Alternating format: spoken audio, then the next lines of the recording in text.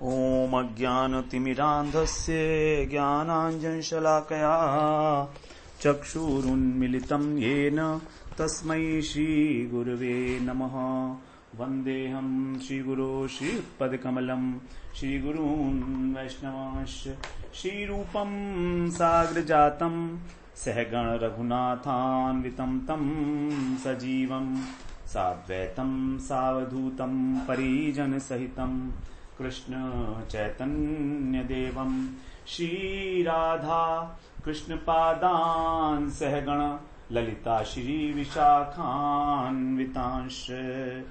तमादिदेवं करुणानिधानं तमालवर्णं सुहितावतारम् अपार संसार समुद्र सेतुं भजामहे भागवत स्वरूपम्। हे देव हे दैत हे भुवनैक बंधो हे कृष्ण हे चपल हे करुणैक सिंधु हे नाथ हे रमण हे नयनाभिराम हा हा कदानुभवितासि पदं दृशोर्मे। श्री कृष्ण चैतन्य प्रभो नित्यानंदा श्री अद्वैत गदाधर शिवसदि गौरभक्त वृंद। हरे कृष्णा कृष्णा कृष्ण हरे हरे हरे राम राम राम हरे हरे। हरे कृष्णा। सर्वप्रथम मैं अपने गुरुपाद पद्म ओम विष्णुपाद अष्टोत्तर शत श्री श्रीमद् भक्ति वेदांत माधव गोस्वामी महाराज के चरण कमलों में अनंत कोटि दंडवत प्रणाम ज्ञापन करता हूं। हम लोगों ने हम श्रीमद् भागवत पुराण में सप्तम स्कंद का श्रवण कर रहे हैं। कर्म पंचाध्यायी 11वें अध्याय से 15वें अध्याय तक। इसमें 11वें अध्याय में बताया गया कि जो 4 प्रकार के वर्ण हैं, ब्राह्मण क्षत्रिय वैश्य शूद्र, उनका क्या क्या कर्तव्य है, मानव धर्म क्या है और स्त्रियों का धर्म क्या है। उसके बाद बताया कि ब्रह्मचारी का क्या धर्म है। आश्रम के अंदर पहले ब्रह्मचारी और वानप्रस्थ के जो धर्म है उनका वर्णन किया गया। उसके बाद फिर जो सन्यासी का धर्म है उसका वर्णन किया गया। और 14वें अध्याय में हम लोगों ने श्रवण किया कि जो गृहस्थ है वो किस प्रकार से सदाचार का पालन करना चाहिए उसको। इस प्रकार से अब यहाँ 15वां अध्याय जो है ये है गृहस्थ के लिए ही है, ये भी कि गृहस्थ को किस प्रकार मोक्ष की प्राप्ति हो सकती है। तो यहाँ पर विशेष रूप से बताया गया कि जो ब्राह्मण होते हैं उनमें से कुछ तो गृहस्थ होते हैं और कुछ सकाम कर्मों में आसक्त रहते हैं। तो इस प्रकार से जो ब्राह्मण हैं, वानप्रस्थ हैं, वो सब गृहस्थ धर्म में यदि हैं तो वो किस प्रकार से जो है आगे मोक्ष के लिए प्रयत्न कर सकते हैं, यहां पर यह बताया गया। अब यहां बता रहे हैं पहले श्लोक में नारद जी युधिष्ठिर महाराज को कह रहे हैं। नारद उवाच कर्मनिष्ठा द्विजे केचे तपोनिष्ठा नृपापरे स्वाध्यायन्ये प्रवचने ये केचिन ज्ञान योगयो हो। हे राजन, केचित द्विजा, कोई जो द्विज हैं, जो ब्राह्मण हैं, वे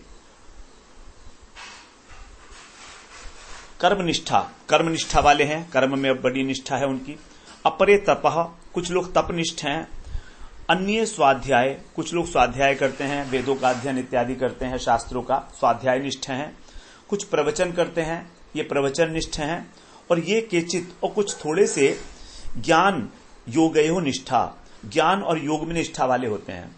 ज्ञान योग की निष्ठा और कर्म योग की निष्ठा का मतलब है अष्टांग योग।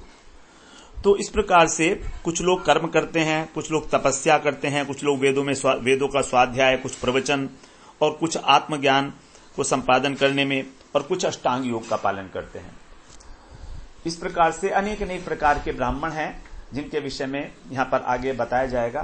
भगवान ने गीता में बताया है कि 2 प्रकार की लौकिक निष्ठा है, एक कर्म योग की निष्ठा और एक ज्ञान योग निष्ठा। ये इसको कहा गया लौकिक, क्योंकि कर्म जो है वो राजसिक है और ज्ञान सात्विक है। लेकिन जो भगवत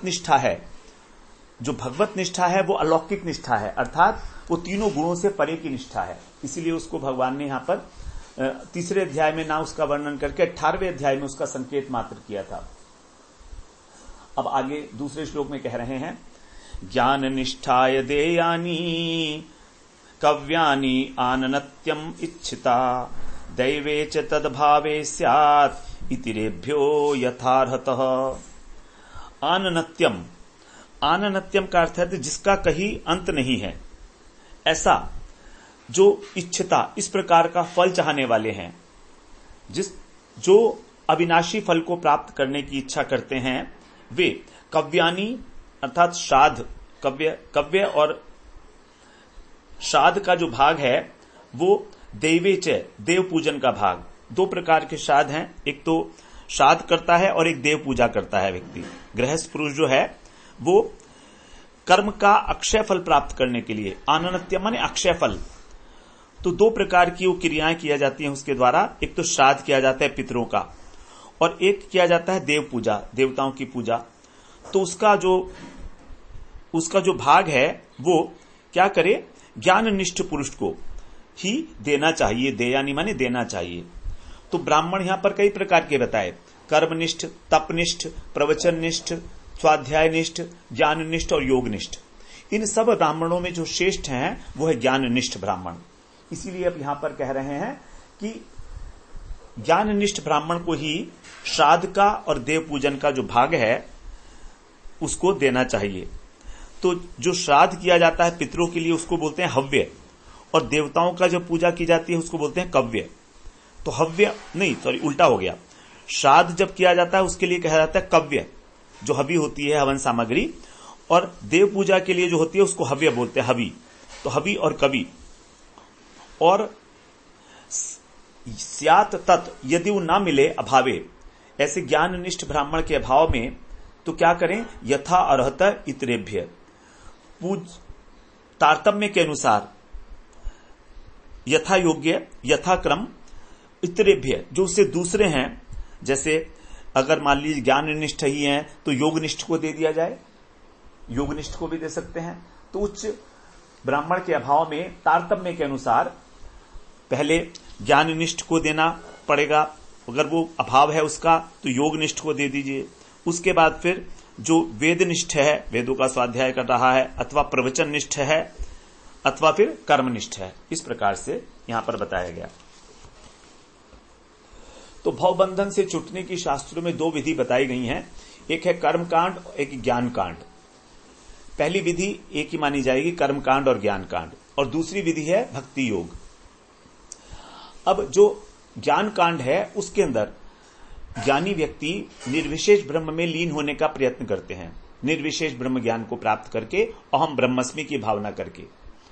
और जो कर्म कांड है उससे उन लोगों को स्वर्ग इत्यादि भोगों की प्राप्ति होती है। तो ये तो हो गया एक विधि। क्रमशः इस विधि से सीधे भगवान की प्राप्ति नहीं होगी, बल्कि क्रम पूर्वक जब कर्म किया जाएगा, कर्मकांड, तो धीरे धीरे उसको निष्काम किया जाएगा, निष्काम कर्म को भगवत के अर्पित किया जाएगा, तब उसकी चित्त शुद्धि होगी, चित्त शुद्धि से वो ज्ञान प्राप्त करेगा। इस प्रकार जब ज्ञान प्राप्त करेगा, तत्व ज्ञान हो जाएगा, तो साधु का संग करेगा, तब उसके बाद वो भक्ति के अंदर प्रवेश कर सकता है। तो यहां पर उनके लिए कहा गया है जो भगवान में लीन होना चाहते हैं, इसीलिए उसको कहा ज्ञाननिष्ठ ब्राह्मण को देना चाहिए वो वाला फल, आनन्त्यम इच्छिता। लेकिन जो शुद्ध भक्त है भगवान का, उसके लिए इस प्रकार का कोई वो नहीं है, प्रावधान नहीं है उसके लिए, क्योंकि वैष्णव पद जो है सभी ब्राह्मणों से भी अत्यंत ऊपर है। मुक्ता नाम अपि सिद्धा नाम नारायण परायण है, सुदुर्लभ है प्रशांतात्मा कोटिशोपि महामुनि। हे महामुनि, जो मुक्त और सिद्ध महापुरुष हैं उनसे भी जो नारायण पारायण है वो बहुत मुश्किल है, दुर्लभ है। और उसमें भी जो सुदुर्लभ है प्रशांत आत्मा, जो प्रशांत आत्मा है, ऐसे करोड़ों करोड़ों मुक्ता नाम सिद्धा नाम के अंदर कोई कोई नारायण पारायण जो वैष्णव होता है वो मिलता है। तो इस प्रकार से बताया गया। तो वैष्णव का पद जो है वो सबसे ऊपर होता है। यदि हम चैतन्य चरितामृत का उदाहरण लें तो उसमें बताया गया है कि जो अद्वैताचार्य ने जब श्राद्ध किया था, तब हरिदास ठाकुर तो मुस्लिम वंश में पैदा हुए थे, लेकिन फिर भी भगवान ने उनको नामाचार्य की उपाधि दी है महाप्रभु ने, तो उनके लिए ही श्राद्ध का भाग दिया था उन्होंने। और भगवान ने स्वयं भी कहा है, न मे भक्त चतुर्वेदी मद भक्त स्वपच प्रिय तस्मै देयम ततो ग्राह्यम सच पूज्यो यथाह्यम। अर्थात यदि कोई व्यक्ति वैदिक साहित्य का प्रकांड पंडित हो, चतुर्वेदी, जो चारों वेदों का जानकार है, यदि वो मेरा भक्त नहीं है, यदि वो शुद्ध भक्त नहीं है, तो उससे तो अधिक मेरे को वो चांडाल प्रिय है जो मेरा भक्त है। मद भक्त है स्वपचः प्रिय। स्वपच परिवार में उत्पन्न होके भी जो मेरा शुद्ध भक्त है वो तस्मै देयम, इसीलिए उसी को देना चाहिए और उसी से ग्रहण करना चाहिए, क्योंकि सच पूज्यो यथा हम, वो उस प्रकार से पूज्य है जैसे मैं। भगवान कह रहे हैं कि मेरे समान ही वो सबके लिए पूजनीय है। ये जो वैष्णव पद है उसकी गरिमा को बताने के लिए ऐसा बताया गया।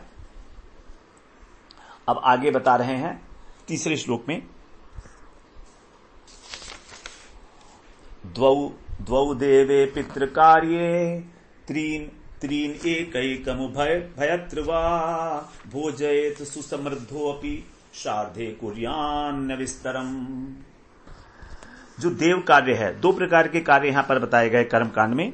एक पितरों को हवि देना और पितरों को कवि देना और देवताओं को हवि देना, हव्य और कव्य। तो कह रहे हैं जो देव कार्य है उसमें दो व्यक्तियों को, दो ब्राह्मणों को, और पितृ कार्य त्रीन, और पितरों का जो कार्य है उसमें 3 ब्राह्मणों को, अथवा उभयत्र, दोनों में ही एक एक ब्राह्मण को भोजयेत, भोजन कराना चाहिए। और यदि अत्यंत संपन्न है, अत्यंत धनी है, सुसमृद्धपि, तो भी श्राद्धे विस्तारम न कुर्यात, श्राद्ध को कभी भी अत्यंत विस्तार रूप से नहीं करना चाहिए, चाहे कितना ही पैसा हो। ऐसा देखा जाता है कई लोग जो है श्राद्ध का बहुत बड़ा बड़ा उत्सव मनाते हैं, बहुत लोगों को जिमाते हैं उसके अंदर बुलाकर। तो कह रहे हैं नहीं, ऐसा कभी नहीं करे, श्राद्ध का कभी विस्तार ना किया जाए। तो केवल देवताओं को आहुति देती हुए 2 ब्राह्मणों को बुलाया जाए और पितरों के लिए 3 ब्राह्मणों को, अन्यथा केवल एक एक ब्राह्मण बहुत है, क्योंकि यदि ज्यादा ब्राह्मण करेंगे तो दोष हो जाएगा। इसीलिए इन अवसर पर बहुत अधिक खर्च नहीं करना चाहिए। आगे कह रहे हैं चौथे श्लोक में, देश कालोचित श्रद्धा द्रव्य पात्रारणानि च सम्यक भवन्ति नैतानि विस्तरा स्वजनार्पणात्।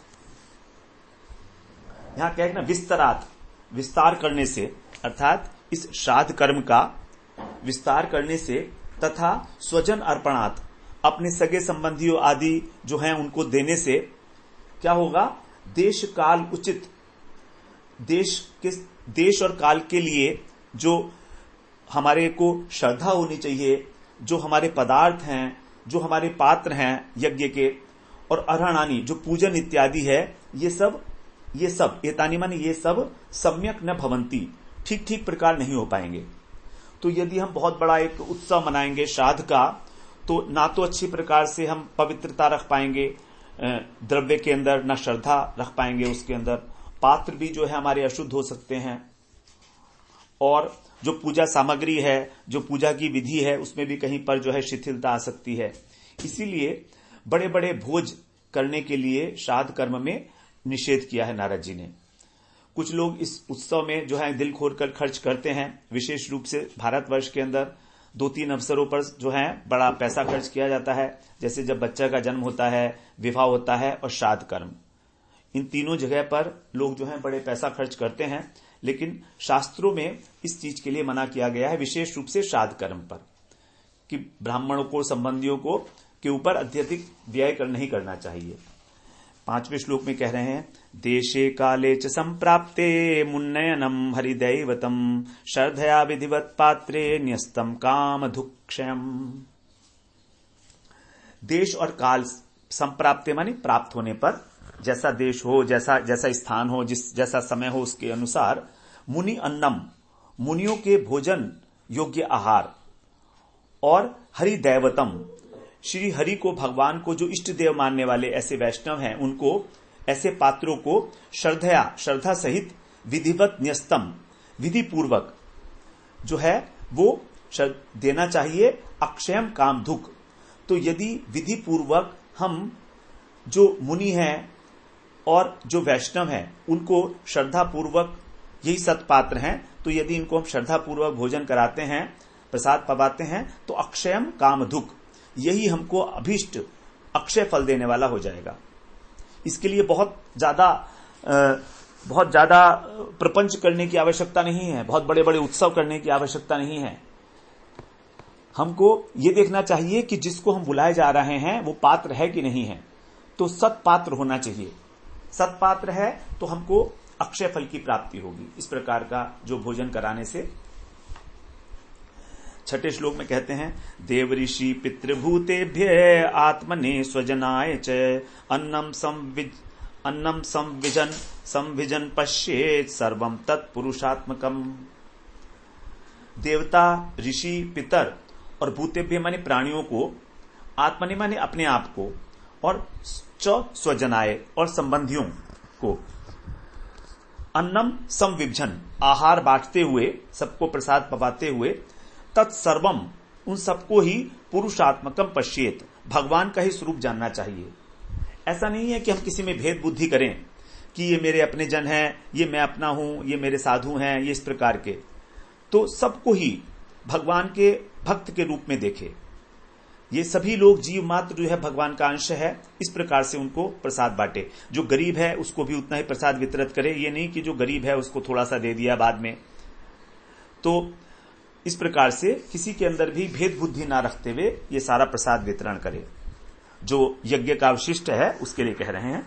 7वें श्लोक में कहते हैं, न दद्यात् आमिषम शार्धे न चाद्यात् धर्म तत्वित् मुनियन्यै सात् परा प्रीतिर यथा न पशु हिंसया। जो तत्वविद हैं, धर्म के तत्व को जानने वाले हैं, वे श्राद्धे आमिषम, श्राद्ध के अंदर मांस को न दद्यात, न देवे। तो मांस को कभी भी जो है नहीं देना चाहिए, और न अद्यात, और उसको खाए भी नहीं। मुनि अन्नई, क्योंकि हविष्यान से, मुन्य का मतलब हविष्यान, जो हवि का बचा हुआ अवशिष्ट होता है, प्रसाद होता है, उससे जो ऋषि मुनियों के योग्य खाने योग्य है, उससे यथा परा प्रीति ही, जैसी परम प्रसन्नता होती है पितरों को और ऋषि मुनियों के योग्य जो हविष्यान है उसको खाने से जैसी प्रसन्नता होती है, उस वैसी पशुवध, पशु हिंसा न, पशुवध से नहीं होती है। तो अनेक स्थानों के ऊपर यज्ञ के नाम पर पशुवध किया जाता है, मांस दिया जाता है। तो कह रहे हैं कि ये जो अंडा, मांस, मछली इत्यादि कोई भी पदार्थ जो है, इसको ना तो स्वयं खाए और ना किसी को अर्पित करे, चाहे वो क्षत्रिय ही क्यों ना हो। तो जो प्रिय लगता है हमारे पितरों को और देवताओं को, जो घी से बना हुआ निरामिष भोजन है, उसको वेजिटेरियन फूड के लिए कह रहे हैं। तो इस प्रकार से जो शुद्ध पवित्र भोजन है वो वही पवाना चाहिए, क्योंकि यज्ञ के नाम पर पशुओं का वध करने से कभी देवता और पितर हमारे प्रसन्न होंगे, ऐसा असंभव है। मुनि अन्य स्यात् परा प्रीतिर यथा न पशु हिंसया। किसी की भी हिंसा करने से, फॉर दैट मैटर, कभी भी कोई भी प्रसन्न हो ही नहीं सकता। इस सृष्टि में अहिंसा से बड़ा कोई भी धर्म नहीं है। ये कहा गया अहिंसा परमो धर्म है। एक विशेष संदर्भ में ये बात कही गई है किसी पुराण के अंदर। पुराण उपनिषद का वाक्य है, अहिंसा परमो धर्म है। उसके आगे भी कुछ है, लेकिन गांधी जी ने केवल इतनी ही शब्द को लिया और आगे वाले शब्द को ग्रहण नहीं किया। अब आगे 8वें श्लोक में कह रहे हैं, नैतादृश परो धर्मो नृणाम सद्धर्ममिच्छिताम न्यासो दंडस्य भूतेषु मनोवाकायजस्य यः।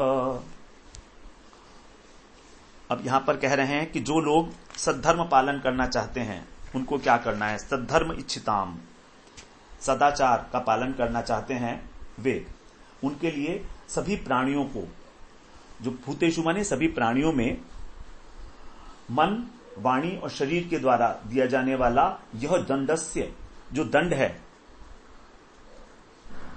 मतलब जो कष्ट है, किसी भी प्राणी को मन से, वाणी से और शरीर से किसी भी प्रकार का जो कष्ट है वो न्यास, मतलब उसको छोड़ देता है, अर्थात उसको नहीं देता।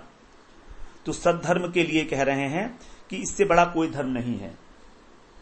सद्धर्म इच्छिताम, सद्धर्म चाहने वाले के लिए इससे बड़ा कोई धर्म नहीं है कि किसी भी प्राणी को न तो मन से, न वाणी से और न शरीर से किसी प्रकार का कोई कष्ट दे। मनुष्यों के लिए एतादृश परः, इसके समान कोई भी धर्म नहीं है। धर्मः न, कोई भी धर्म नहीं है जो सद्धर्म की पालन की इच्छा करते हैं। तो किसी भी व्यक्ति को कष्ट देना जो है वो यही समझिए कि हम जैसे भगवान को ही कष्ट दे रहे हैं, क्योंकि सबके अंदर ही तो भगवान विराजमान है। 9वें श्लोक में कहते हैं, एक एक कर्म अयान यज्ञान ज्ञानिनो यज्ञवित्तमः आत्मसंयमे निहा जुहवती ज्ञान दीपिते। एक माने कोई जो यज्ञ वित्तमा है, जो अर्थात यज्ञ के तत्व को जानने वाले हैं, ऐसे ज्ञानी ज्ञान के द्वारा, ज्ञानी है माने ज्ञानी लोग आत्म संयम ने अपने चित्त संयम रूपी ज्ञान दीपिते, ज्ञान से प्रज्वलित अग्नि जो है वो उसमें इन कर्ममय यज्ञों का हवन कर देते हैं, कर्म का हवन कर देते हैं, कर्ममयान जो कर्मात्मक यज्ञ है उसका हवन कर देते हैं। अनिहा मतलब निश्चेष्टता, किसी प्रकार की चेष्टा न करते हुए।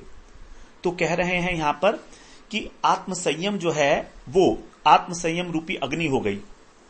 अब इस अग्नि के अंदर जो कर्ममय यज्ञ है उसका हवन कर दिया, अर्थात कर्मों को छोड़ दिया, क्योंकि ज्ञान रूपी यज्ञ के द्वारा सभी कर्म जो हैं वो प्रियते, गीता में बोला है कि ज्ञान यज्ञ श्रेष्ठ है द्रव्य यज्ञ से, योग यज्ञ से, स्वाध्याय यज्ञ से, सभी से ज्ञान यज्ञ श्रेष्ठ इसलिए है कि वहां पर सारे कर्म विलीन हो जाते हैं।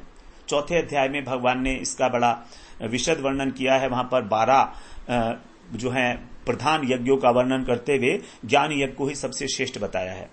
तो यही बात वहां पर कही गई है कि ज्ञानी लोग ज्ञान के द्वारा आत्म संयम रूपी अग्नि में कर्म को हवन कर देते हैं, कर्ममय यज्ञ का, और इस प्रकार से वो अनिहा किसी भी प्रकार के बाहरी कार्यकलाप से मुक्त हो जाते हैं, बिना किसी चेष्टा की, चेष्टा नहीं करते वो। तो यहां पर स्वरूप त्याग है कर्मों का ज्ञान योग के अंदर, ऐसा ही समझना चाहिए इसको। 10वें श्लोक में कह रहे हैं, द्रव्य यज्ञैर्यक्ष्माणं दृष्ट्वा भूतानि बिभ्यति एष मा करुणो हन्यात् अतज्ञ ही असुत्रिभ ध्रुवम। यहां कह रहे हैं कि द्रव्य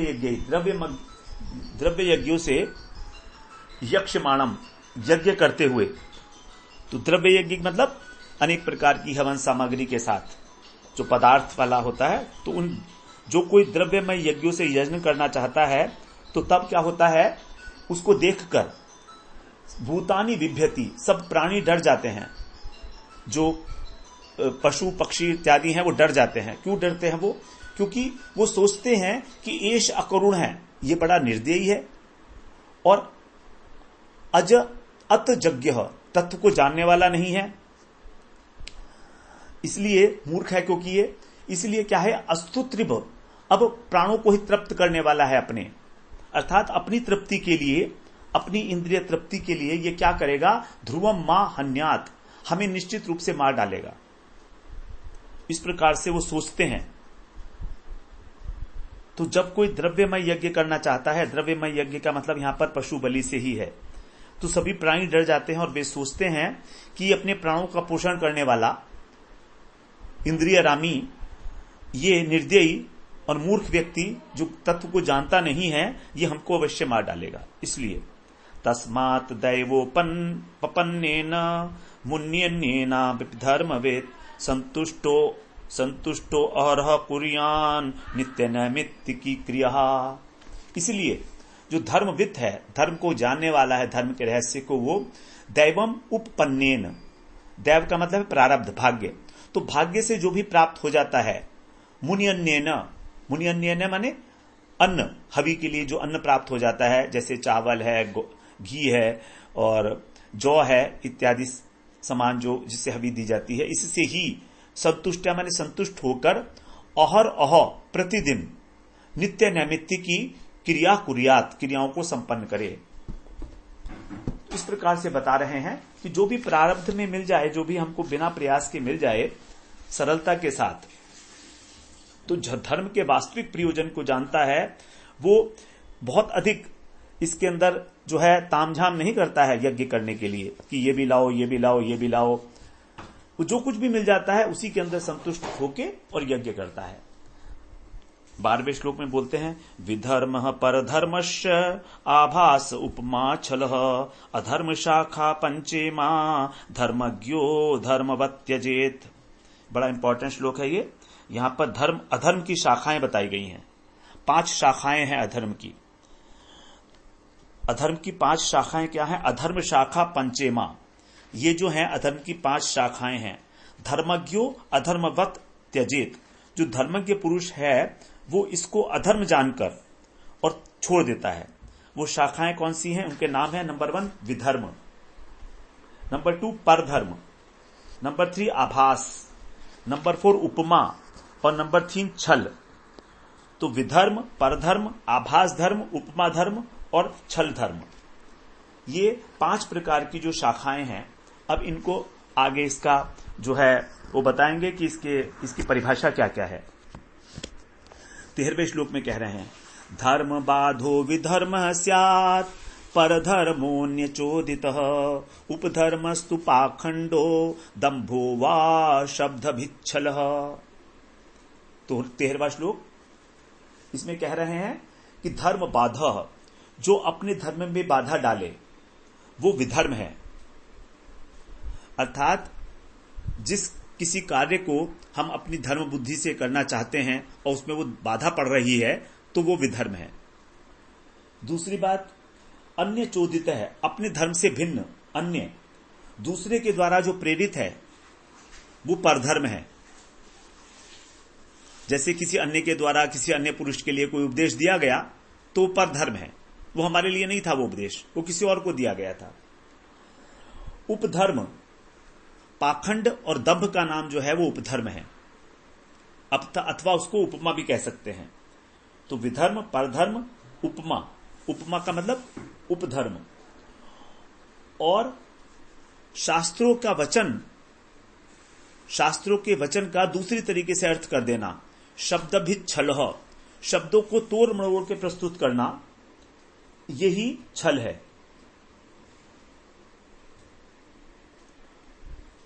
तो यहां पर जो है बता दिया, अभी इसमें आभास का जो है परिभाषा नहीं आई है।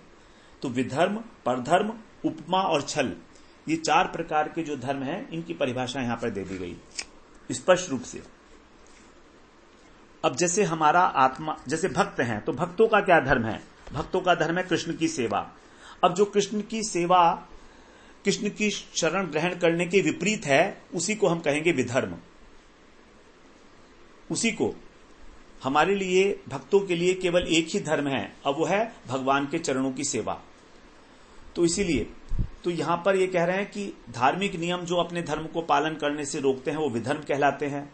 जो अन्यों के द्वारा किसी को उपदेश दिया गया, उन्होंने वो धर्म प्रारंभ किया तो परधर्म है। और जो विरोध करता है वेदों के नियमों का, मिथ्या गर्व करता है, उसको, पाखंड को उपधर्म कहते हैं अथवा उपमा कहते हैं। और शब्द जाल के द्वारा जो धर्म के अर्थ को तोड़ मरोड़ देता है उसको छल धर्म कहते हैं। गीता में ऐसे बहुत सारी चीजें हैं जो तोड़ मरोड़ कर प्रस्तुत की गई हैं लोगों के द्वारा, तो वो सब छल धर्म है अपने हिसाब से उन्होंने। जबकि धर्मम तो साक्षात भगवत प्रणीतम, धर्म वास्तव में तो वही है जो केवल भगवान के द्वारा ही प्रेरित है। तो इस प्रकार से ये 4 प्रकार की जो व्याख्या है वो दे दी गई है। छल धर्म का मतलब ठगना शब्द जाल के द्वारा। तो अनेक जो आचार्य, अनेक जो इस समय तथाकथित धर्म गुरु बने हुए हैं, वो लोगों को शब्द के माध्यम से ठग रहे हैं।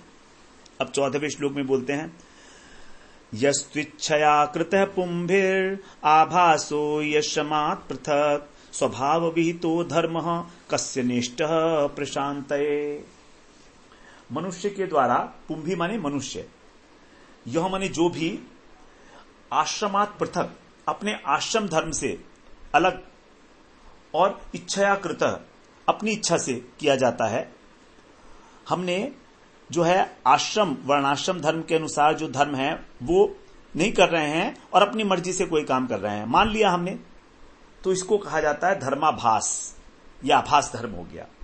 ही माने क्योंकि स्वभाव विहित, अपने स्वभाव के अनुकूल, धर्म कस्य माने किसको, प्रशांत इष्ट न, शांति पाने के लिए अभीष्ट नहीं होगा।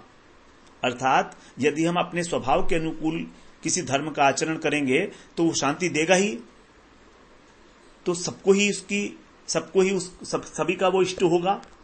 इसीलिए स्वभाव के जो विपरीत है, जो हमारे को कहा गया है शास्त्रों के अनुसार कि यदि हमारा इस प्रकार का स्वभाव है तो हमें ये करना चाहिए, अगर हम उसके उल्टा करते हैं, अपनी इच्छा से कुछ भी करते हैं, तो उसको कहा गया आभास। इस प्रकार से जो 5 प्रकार के अधर्म हैं इनको यहां पर कहा गया।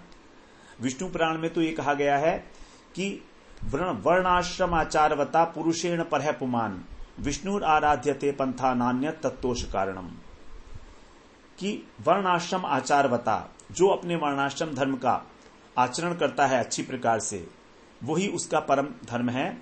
और विष्णुर आराध्यते पंथा, उसी के द्वारा विष्णु की आराधना होती है और वही जो है विष्णु को संतोष का कारण बनता है।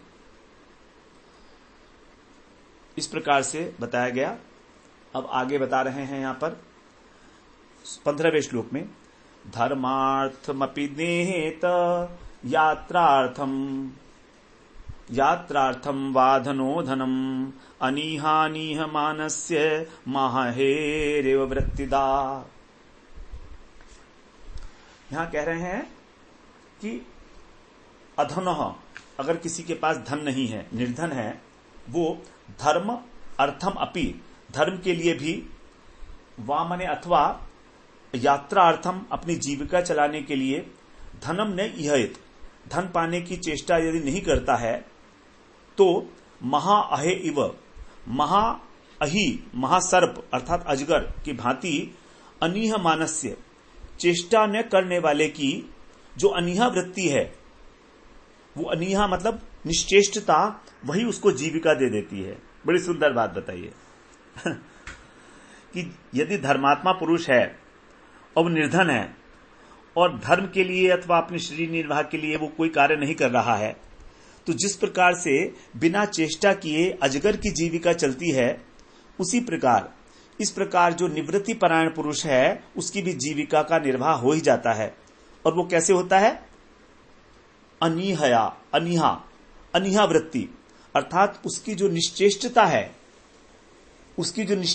है वही उसकी वृत्ति का कारण बन जाती है, जीविका यापन का कारण बन जाती है, जीवन यापन का।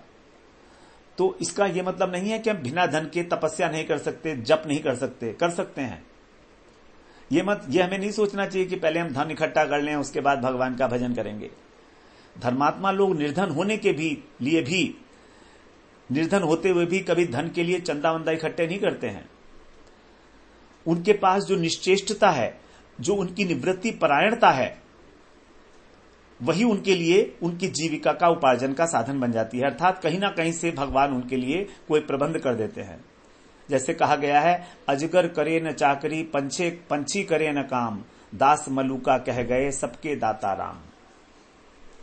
तो प्रत्येक व्यक्ति को भगवान ने प्रत्येक व्यक्ति के लिए व्यवस्था कर रखी है। अजगर हमेशा एक स्थान पर लेटा रहता है, उसको अपना पोषण करने के लिए, जीविका पार्जन करने के लिए कहीं इधर उधर नहीं जाना पड़ता। लेकिन भगवान की कृपा है, उसका भी उपार्जन हो रहा है, उसकी भी जीविका चल रही है। तो भगवान जो हैं इस प्रकार से आवश्यकताओं को पूरा करते हैं। तो यहां पर अजगर वृत्ति को उसकी सराहना की गई है।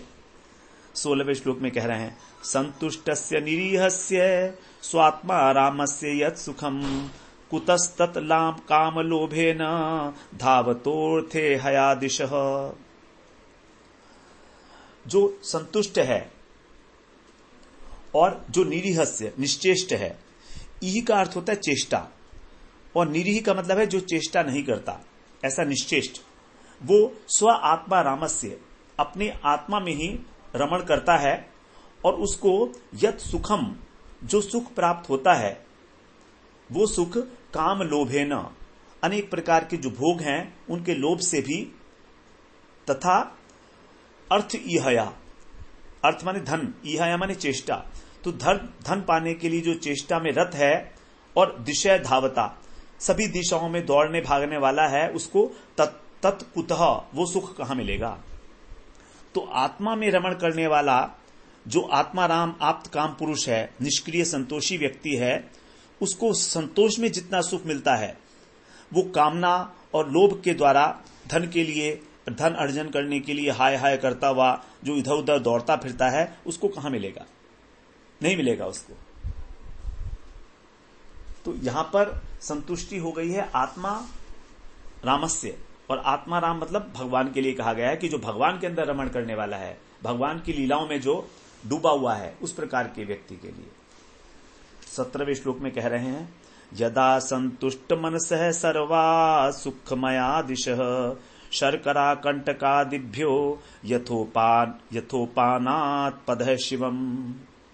जो सदा संतुष्ट है ऐसा मन वाला, उसके लिए सर्व दिशा, सभी दिशाएं सुखमया, सुखपूर्ण है। उसके लिए सभी दिशाएं अर्थात सब और उसके लिए सुख ही सुख है। यथा जैसे, पदः उपानत जैसे जिसके पैर में जूता है, वो शर्करा, शर्करा माने जो कंकड़ होते हैं, और कंटक माने कांटे, तो कंकड़ और कांटों आदि से उसकी शिवम माने सुरक्षा हो जाती है। तो यदि जूता पहनकर कोई चल रहा है तो उसको कंकड़ कांटों से डर नहीं लगता। उसी प्रकार जिसके मन में संतोष है वो सभी दिशाओं में हमेशा सुख ही अनुभव करता है। उसके लिए सब जगह सुख ही सुख है, दुख है ही नहीं, क्योंकि उसके पास एक परम धन है जिसको कहा जाता है संतोष धन। सब धन धूरी समान, जब आए संतोष धन सब धन धूरी समान, कहा है कबीरदास जी ने इस प्रकार से। अब आगे 19वें श्लोक में कह रहे हैं, असंतुष्टस्य विप्रस्य तेजो विद्या तपो यशः स्वंतीन्द्रिय लौल्येन ज्ञानम चैवावकीर्यते। लेकिन जो ब्राह्मण है, विप्र है और असंतुष्ट है, तो कह रहे हैं आगे कि जो असंतुष्ट ब्राह्मण है वो अपना निर्वाह भी नहीं कर पाता। जो असंतोषी ब्राह्मण है उसका तेज, उसकी विद्या, उसका तप और उसका यश, उसकी इंद्रिय लौल्य न, इंद्रियों की लोलुपता के कारण स्रवती नष्ट हो जाता है, और उस ज्ञानम च अवकीर्यते, और उसका विवेक भी जो है वो नष्ट हो जाता है। हम लोग 8वां श्लोक 18वां श्लोक भूल गए, 19वां श्लोक पढ़ लिया हम लोगों ने, 18वां भी पढ़ लेते हैं। तो जो ब्राह्मण संतोषी नहीं है, इंद्रियों की लोलुपता के कारण उसका सारा का सारा जो तेज है, जो बल है, तपस्या इत्यादि का, वो सब नष्ट हो जाता है। सारी पढ़ाई लिखाई उसकी सब नष्ट हो जाती है इंद्रियों की लोलुपता से। 18वां श्लोक भूल गए थे, उसको पढ़ लेते हैं। संतुष्ट है केन वा राजन न वर्ते तापि वारिणा औपस्थ्य जह वै कार्पण्याद गृहपालायते जनः। हे राजन, केन वा, न जाने क्यों, जो व्यक्ति वारिणा केवल जल से भी संतुष्ट वर्तेत न, अपना संतोष नहीं कर पाता। न जाने क्यों मनुष्य जब केवल जल मात्र से ही संतोष रहकर जीवन निर्वाह नहीं कर लेता, अपितु वो क्या करता है, औपस्थ्य अर्थात जन्नेन्द्रिय और रसनेन्द्रिय, जीवा के और जन्नेन्द्रिय के चक्कर में पड़कर इनके द्वारा वो बेचारा कार्पण्यात विवश होकर और ग्रह पालयते कुत्ते के समान बन जाता है। जो घर की चौकसी करते हैं उस कुत्ते के समान उनकी स्थिति हो जाती है, जो इंद्रिय लोलुप होता है। वो कभी इधर भागता है, कभी उधर भागता है, क्योंकि उसको कभी रसनेन्द्रिय परेशान करती है और कभी जन्नेन्द्रिय परेशान करती है। तो अपनी इंद्रियों की तुष्टि के कारण उसको एक डोमेस्टिक डॉग की भांति रहना पड़ता है। अब 20वें श्लोक में कह रहे हैं, कामस्यांतम चक्षुत्रभ्याम क्रोधस्यैत फलोदयात् जनो याति न लोभस्य जित्वा भुक्त्वा दिशो भुवः। भूख प्यास से भोग वासना का अंत हो जाता है। कामस्य अंतम, यदि भूख लगी है, प्यास लगी है, तो हमारी काम वासना नष्ट हो जाती है। और क्रोध का अंत कैसे होता है, एतत् फल उदयात, जब उसका फल प्रकट हो जाए। अर्थात यदि क्रोध आया और हमने किसी को मार दिया तो उसका फल प्रकट हो गया, तो क्रोध भी शांत हो जाता है। लेकिन भुव दिशा जित्वा भुक्त्वा, पृथ्वी की सभी दिशाओं को जीतकर और भोग कर भी जो लोभ है न याति, उसका पार नहीं पा सकते। लोभ का कहीं अंत नहीं है, चाहे व्यक्ति समस्त दिशाओं को जीत ले। तो भूख प्यास मिटने पर जैसे कि हमारी कामनाएं नष्ट हो जाती हैं, काम वासना तक नष्ट हो जाती है, हमारी खाने पीने की भी इच्छा का अंत हो जाता है। तो भूख प्यास मिटने पर हमारी कामनाएं नष्ट होती हैं। क्रोध जो है, जब किसी के 2-4 थप्पड़ जड़ दिए तो वो भी शांत हो गया। लेकिन लोभ एक ऐसी वस्तु है कि सारी पृथ्वी के अंदर सारी दिशाओं को जीत के भी शांत नहीं होता। लोभ बड़ा भयंकर चीज है। अब इसके लिए आगे क्या उपाय है 21वें श्लोक में बताया जाएगा। हम लोग अगले सत्र में उसका श्रवण करते हैं। वांछा कल्पतरुभ्यश्च कृपा सिंधुभ्येव च पतितानां पावनेभ्यो वैष्णवेभ्यो नमो नमः।